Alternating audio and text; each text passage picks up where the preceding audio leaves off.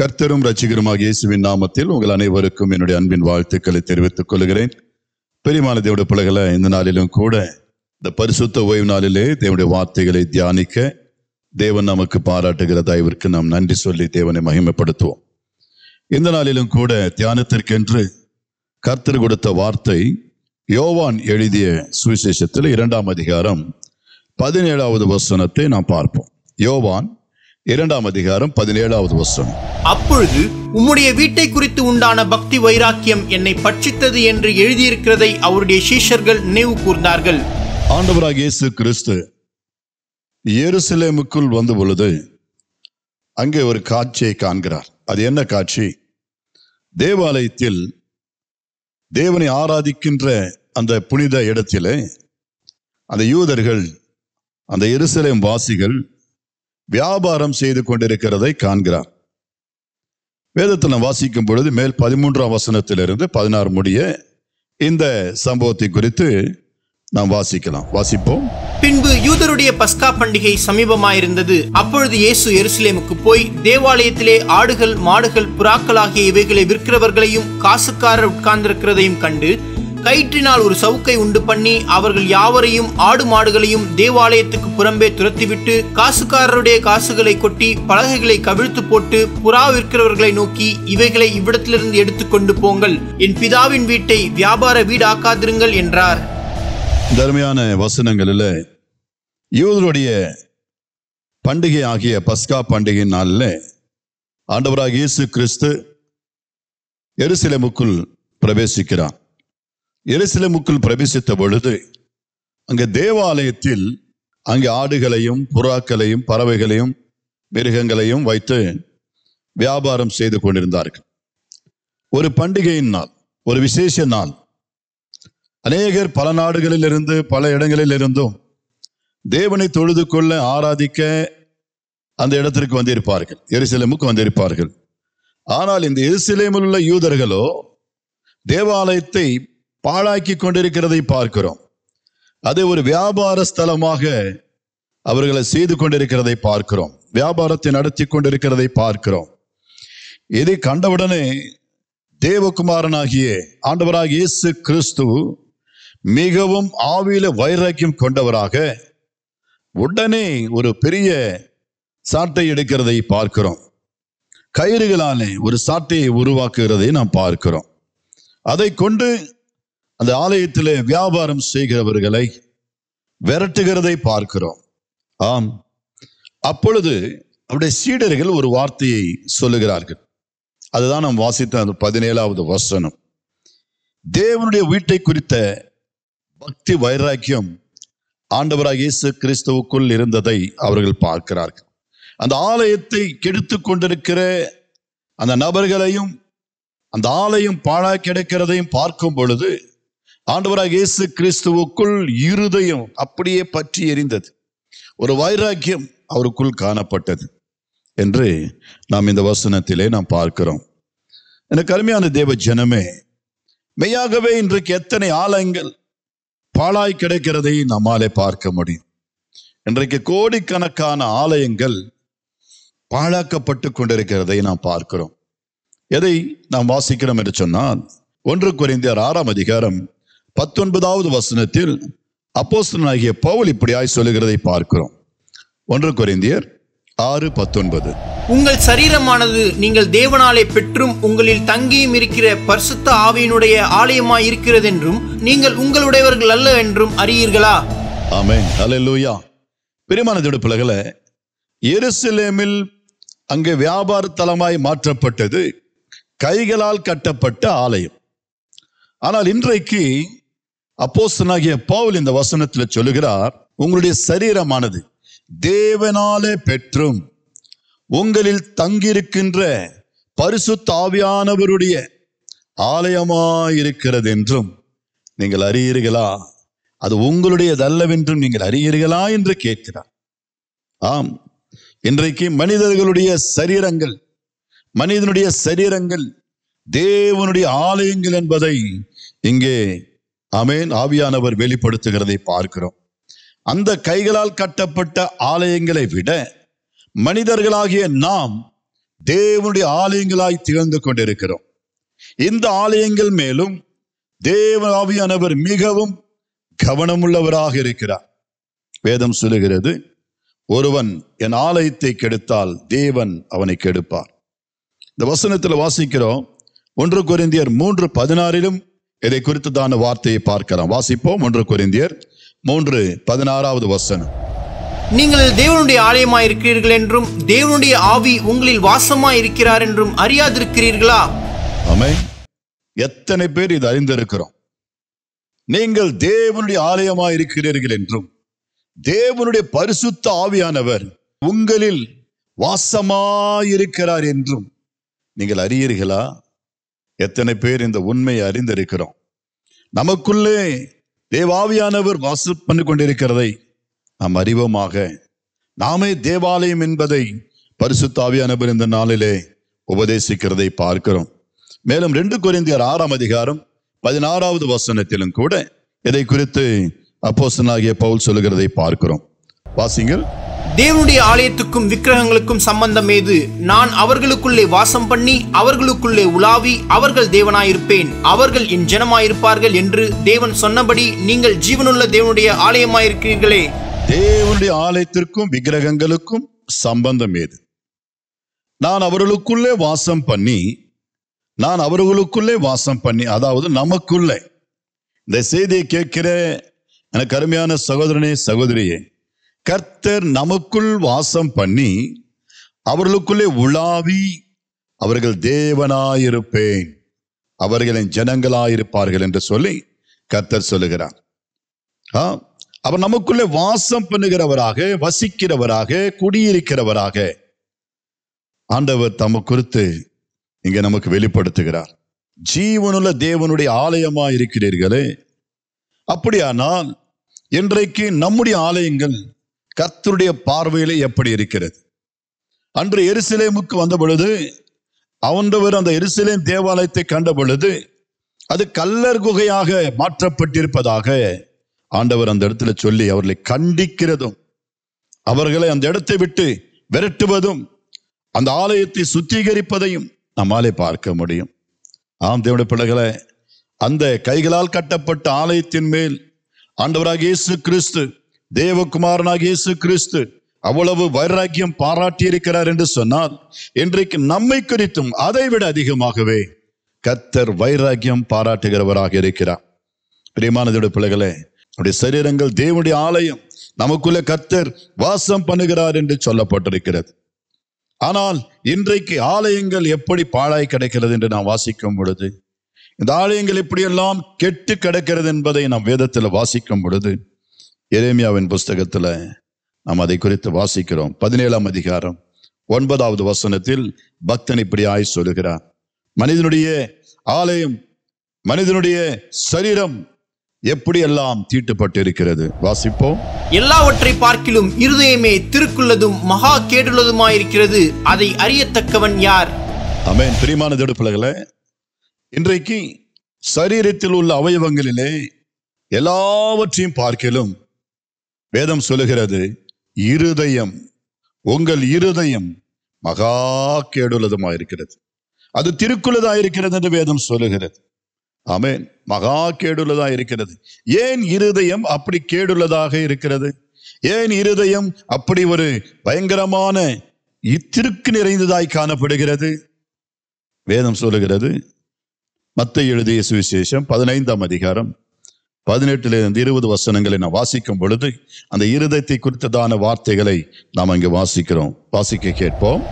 வாயிலிருந்து புறப்படுகிறவைகள் இருதயத்திலிருந்து புறப்பட்டு வரும், அவைகளே மனுஷனை தீட்டுப்படுத்தும். எப்படியெனில் இருதயத்திலிருந்து பொல்லாத சிந்தனைகளும், கொலை பாதகங்களும், உபச்சாரங்களும், வேசித்தனங்களும், களவுகளும், பொய் சாட்சிகளும், தூஷணங்களும் புறப்பட்டு வரும், இவைகளே மனுஷனை தீட்டுப்படுத்தும். கை கழுவாமல் சாப்பிடுகிறது மனுஷனை தீட்டுப்படுத்தாது என்றார். ஆமென்.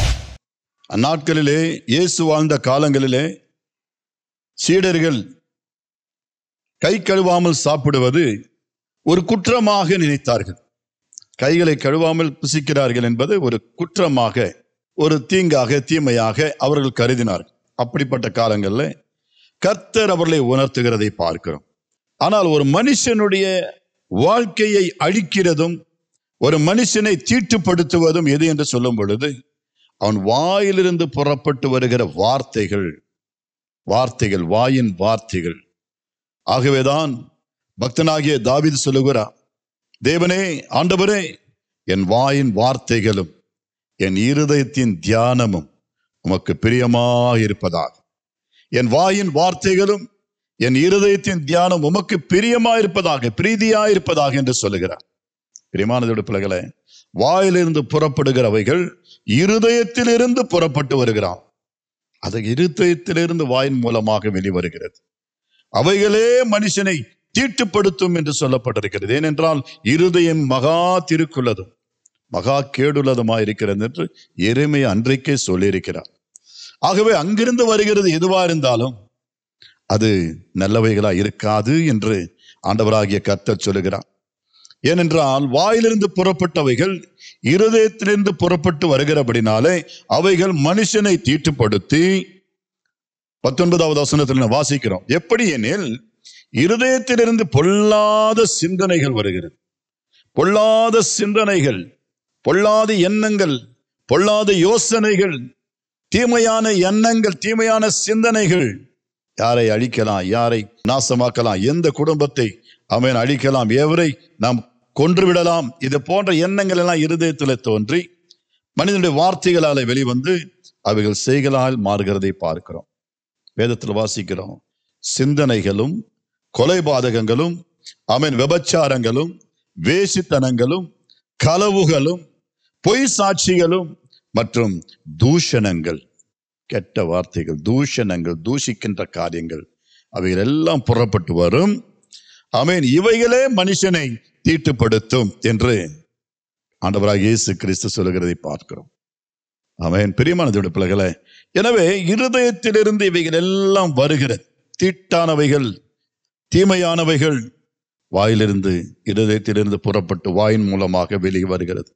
அப்படியானால் ஒரு மனிதனுடைய இருதயம் இவைகளால் நிறைந்திருக்கும் பொழுது அது சாத்தானுடைய வீடாக கருதப்படுகிறது. இந்த கிரியைகள் எல்லாம் கூட தேவனுடைய தெய்வீக கிரியைகள் அல்ல, தெய்வீக இது சாயலும் அல்ல, இது தேவனுடைய பண்பும் அல்ல. மாறாக சத்ரு, சாத்தான் என்பவன், அவன் தீமையே யோசிக்கிறவன், தீங்கை விளைவிக்கிறவன், தீங்கு செய்ய நினைக்கிறவன், யாரை அழிக்கலாம், யாரை கொல்லலாம், யாருடைய பொருளை களவு செய்யலாம், யாருடைய மந்தை கொள்ளிடலாம் என்பதை போல அவன் கண்ணமிட்டு திரிகிறான். ஆகவே தேவப்பிள்ளைகளே, சாத்தான் குடியிருக்கின்ற இடத்திலே இப்பேற்பட்ட பொல்லாத சிந்தனைகளும் எண்ணங்களும் வருகிறது. ஆனால் தேவன் உலாக வேண்டும், தேவன் வசிக்க வேண்டும், தேவன் குடியிருக்க வேண்டும் என்று விரும்புகிற நம்முடைய சரீரங்களிலே இப்பேற்பட்ட காரியங்கள் இருக்கிறதை கண்டு கர்த்தர் வேதனைப்படுகிறதை பார்க்கிறோம். கர்த்தர் கண்ணீர் விடுகிறதை பார்க்கிறோம். இந்த தேவாலயம் இப்படி பாழாய் கிடைக்கிறது, மக்கள் வீணராகி கொண்டிருக்கிறார்கள் என்று சொல்லி வேதம் சொல்லுகிறது. எனக்கு அருமையான தேவ ஜனமே, கர்த்தருடைய வார்த்தையில சொல்லப்பட்டிருக்கிறது, இப்பேற்பட்ட சூழ்நிலையில ஒரு கூட்ட ஜனம் பாழாய் போனவர்களாய், கெட்டு போனவர்களாய் இன்றைக்கு சுற்றி திரியும் பொழுது அப்பேற்பட்டவர்களை பார்த்த நம்முடைய ரியாக்ஷன் என்ன? அப்பேற்பட்டவர்களை பார்க்கும் பொழுது நமக்கு என்ன தோன்றுகிறது? அவர்கள் மேல் ஒரு இரக்கம் இல்லையா? அவர்கள் மனம் திரும்ப வேண்டும் என்கின்ற அந்த ஆசை நமக்குள்ளே வரவில்லையா? வேதம் சொல்லுகிறது, தேவனுடைய வீட்டை குறித்த வைராக்கியம் அவருக்குள்ளே இருந்தது. இன்றைக்கு எத்தனை தேவனுடைய வீடுகள், தேவனுடைய ஆலயங்கள் பாழாய் கிடக்கிறது. அருமையான தேவ ஜனமே, வேதத்தில் வாசிக்கிறோம், ஆகாயின் புஸ்தகத்திலே 1ஆம் அதிகாரம் 2வது வசனம் வாசிக்கும் பொழுது, இந்த ஜனங்கள் கர்த்தருடைய ஆலயத்தை கட்டுகிறதற்கு ஏற்ற காலம் இன்னும் வரவில்லை என்கிறார்கள் என்று சேனைகளின் கர்த்தர் சொல்லுகிறார். இந்த ஜனங்கள், அதாவது நம்மை குறித்து ஆண்டவர் சொல்லுகிறார், கர்த்தருக்குள் வளருகிற, தேவனுக்கு கீழ்ப்படிந்து வாழ்கிற, அதாவது தேவ வசனத்தை சுமக்கிற அவருடைய பிள்ளைகளாகிய நம்மை ஆண்டவர் சொல்லுகிறார், இதோ கர்த்தருடைய ஆலயத்தை கட்டுகிறதற்கு ஏற்ற காலம் இன்னும் வரவில்லை.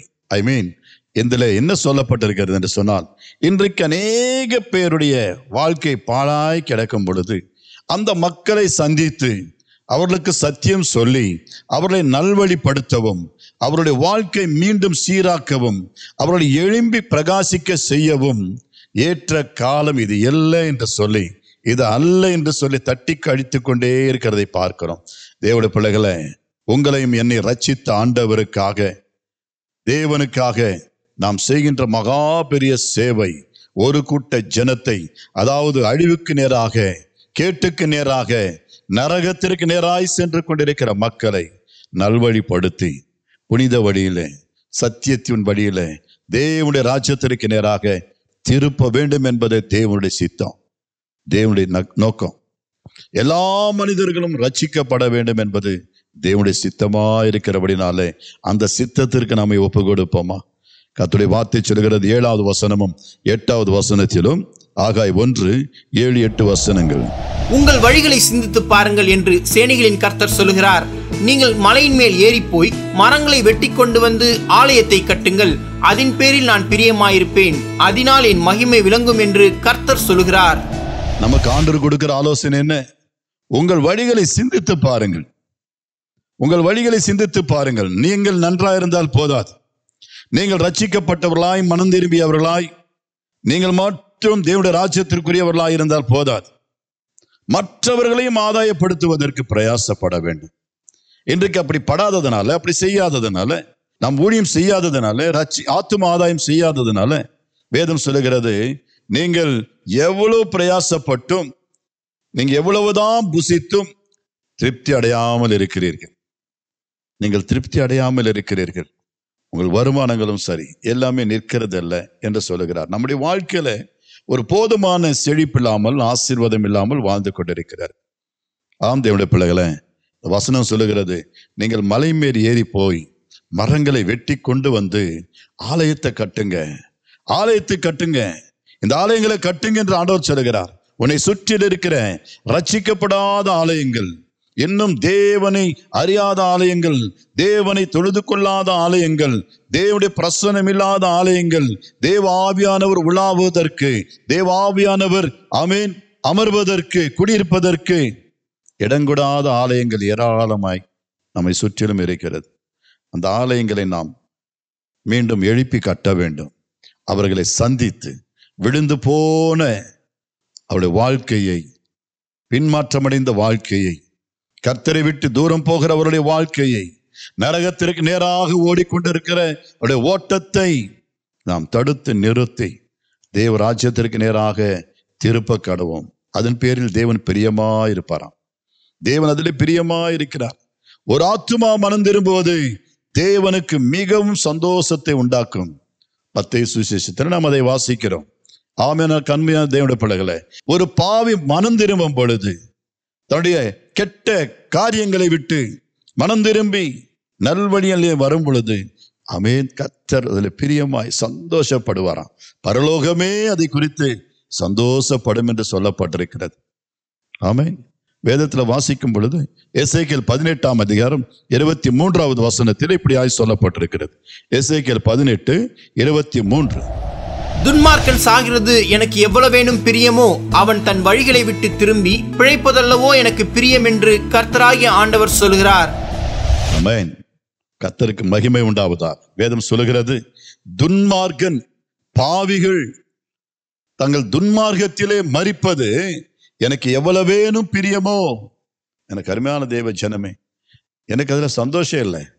துன்மார்க்கன் தன் துன்மார்க்கத்தை விட்டு திரும்புவதல்லவோ, தன் வழியை விட்டு திரும்பி பிழைப்பதல்லவோ எனக்கு பிரியம் என்று சொல்லுகிறார். ஆம், எந்த பெற்றோர்களும் தன் பிள்ளைகள் கெட்டு போவது விரும்பவே மாட்டார்கள். எந்த குடிக்காரனும் தன் பிள்ளைகளை குடிக்கணும்னு விரும்ப மாட்டார்கள். பிள்ளைகள் அழிந்து போகணும்னு ஒருபோதும் விரும்ப மாட்டோம். பொல்லாதவர்களாகிய நாமே நம்முடைய பிள்ளைகளை குறித்து எவ்வளவு அக்கறையோடு, ஆமென், எவ்வளவு கரிசனையோடு எதிர்பார்ப்போடு இருக்கிறோம் என்றால், நம்முடைய ஆண்டவர் நம்மை குறித்து அதிலும் மேலாக நம்மை குறித்து அவர் மிகவும் ஆவலோடு கூட இருக்கிறதை பார்க்கிறோம். எனக்கு அருமையான தேவ ஜனமே, ஒருவரும் கெட்டு போவது தேவனுக்கு சித்தம் அல்ல. ஒருவனும் துன்மார்க்கத்திலே, பாவத்திலே அப்படியே மரிப்பது தேவனுக்கு பிரியமல்ல. நம்முடைய ஆலயங்களாகிய, தேவாலயங்களாகிய நம்முடைய சரீரத்திலே நாம் கர்த்தரால் நிரப்பப்பட்டு, தேவ ஆவியினால் நிரப்பப்பட்டு, அசூசிகள் எல்லாவற்றும் நீங்க சுத்திகரிக்கப்பட்டவர்களாய் தேவனுடைய ராஜ்யத்திற்குரியவர்களாய் மாறுவது அல்லவா தேவனுக்கு பிரியம். ஆமென். கருமையான தேவனுடைய பிள்ளைகளை, வேதத்தில் கர்த்தர் திரும்ப திரும்ப சொல்லுகிறார். 18ஆம் அதிகாரம் எசேக்கியேல் 30, 31, 32 ஆகிய வசனங்களிலே ஆண்டவர் மீண்டும் மீண்டும் ஒரு கூட்ட ஜனத்தை பார்த்து சொல்லுகிறது என்ன? வாசிக்க கேட்போம். எசேக்கியேல் 18ஆம் அதிகாரம் 30, 31, 32. ஆகையால் இஸ்ரவேல் வம்சத்தாரே, நான் உங்களில் அவனவன் வழிகளுக்கு தக்கதாக நியாயம் தீர்ப்பேன் என்று கர்த்தராகிய ஆண்டவர் சொல்கிறார்.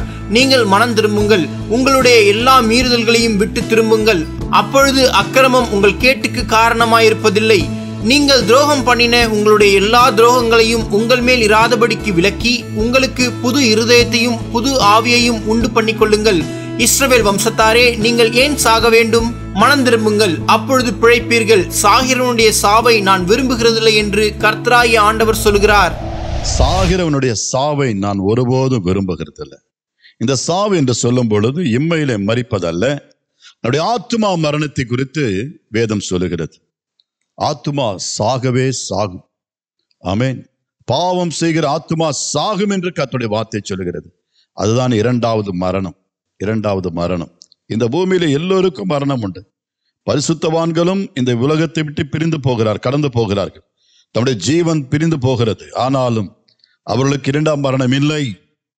ஆனால் ஒரு பாவி தன் பாவத்திலே மரித்து நரகத்திற்கு நேராக, அக்கினிக்கு நேராக செல்வது தேவன் ஒருபோதும் விரும்புகிறது அல்ல. ஆகையால் இஸ்ரவேல் வம்சத்தாரே, தேவனுடைய பிள்ளைகளே, நான் உங்களில் அவனவனுடைய வழிகளுக்கு தக்கதாக நான் நியாயம் தீர்ப்பேன். நிச்சயமாகவே உங்களுடைய கிரியைகளுக்கு ஏற்ற பலன் கொடுக்கும்படியாய் நான் வருகிறேன் சீக்கிரமா என்று கர்த்தர் சொல்லுகிறார்.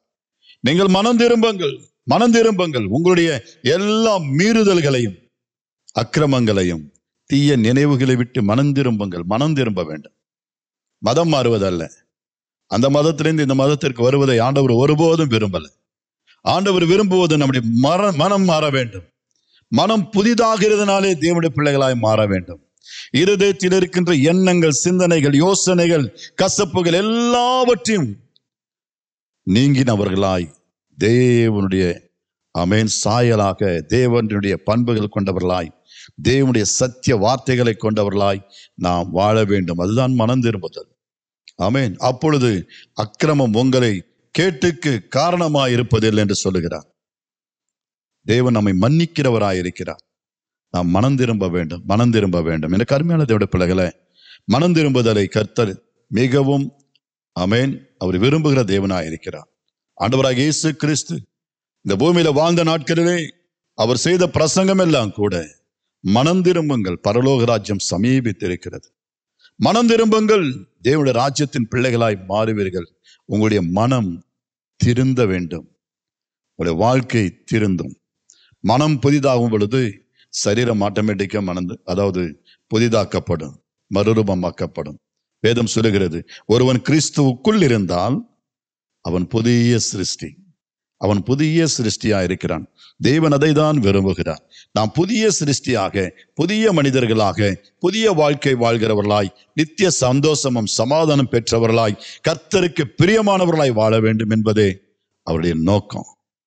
எனவே இன்றைக்கு தேவாவியானவருடைய வைராக்கியத்தோடு இன்றைக்கு நம்மை ரட்சித்த தேவன் மற்றவர்களை ரட்சிக்கும்படியாக, புறஜாதியாரை ரட்சிக்கும்படியாக, அந்நியர்களை ரட்சிக்கும்படியாக, இன்றைக்கு பாழாய் போகிற தேவாலயங்களுக்காக இருக்கின்ற மனிதர்களை கர்த்தர் மனம் திரும்ப வைக்கும்படியாக அவர்களுக்காக நம்ம ஜெபிப்போம்.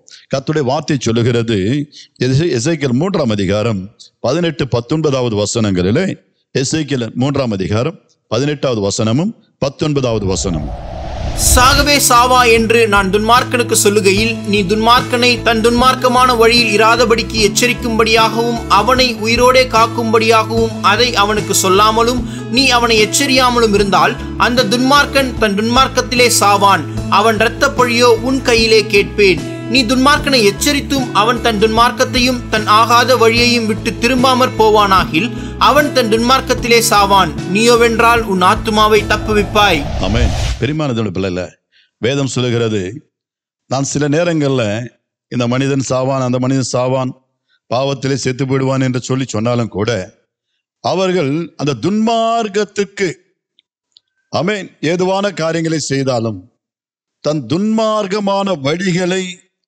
அவர்கள் விட்டு விலகும் பொழுது நான் அவர்களை ஆமென் ஆசீர்வதித்து அந்த மனம் திரும்புதலுக்கு ஏதுவான பலனை கொடுப்பேன் என்று கர்த்தர் சொல்லுகிறார். இந்த வசனத்தில் சொல்லும் பொழுது தன் துன்மார்க்கமான வழியிலே இராதபடிக்கு எச்சரிக்கும் ஆமென் படியாகவும் அவனை உயிரோடு காக்கும்படியாகவும் அதை அவனுக்கு சொல் என்றார். நீ சொல்லாமலும் நீ அவனை எச்சரிக்காமலும் இருந்தால் அந்த துன்மார்க்கனுடைய தன் துன்மார்க்கத்தில் சாகும் பொழுது அந்த நிலை இரத்த பழி உன்மேல் வரும். அவனை எச்சரித்தும் அவன் திருந்தவில்லை என்று சொன்னால், மனம் திரும்பவில்லை என்று சொன்னால் அந்த இரத்த பழி அவன் மேலேயே சுமரும்.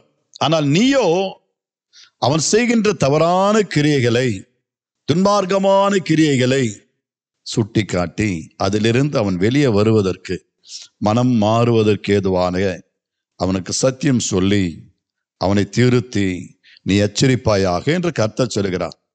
எச்சரிக்க வேண்டியது நம்முடைய காரியம். எச்சரிக்கணும்.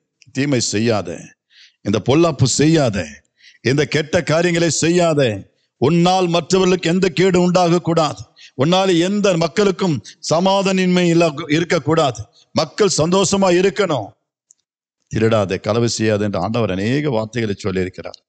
இவைகளை செய்யாதிருப்பாயாக என்று நாம் கண்டிக்கணும். திருடனை பார்த்து சொல்லணும், கொலைக்காரர்களை பார்த்து சொல்லணும், குடிகாரர்களை பார்த்து சொல்லணும், மற்றவர்களுக்கு தீமை செய்ய நினைக்கிறவர்களை பார்த்து சொல்லணும். இது நல்லதல்ல, இது நல்லதல்ல, கர்த்தருடைய பார்வையில இது நல்லதல்ல. நீ உன் துன்மார்க்கத்தில் மரித்தால் தேவன் உன்னை அடிப்பார், உனக்கு வேண்டிய அந்த தண்டனை கொடுக்க அவர் ஆயத்தமா இருக்கிறார். எனவே தண்டனையில இந்த விடுதலை ஆக, நித்திய ஆக்கினைக்கு தப்ப இதிலிருந்து விடுதலை பெறு.